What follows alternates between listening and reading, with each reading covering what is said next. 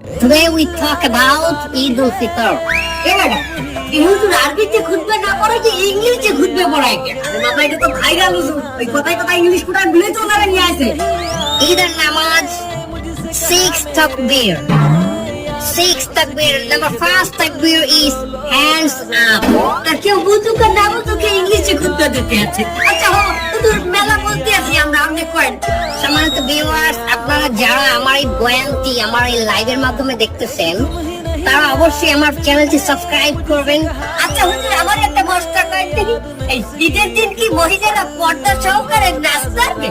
পর্দা সহকারে মহিলারা অবশ্যই নাচতে পারবে, কিন্তু নোরা ফাতেহির মতো না, ক্যাটরিনা কাইফের মতো না।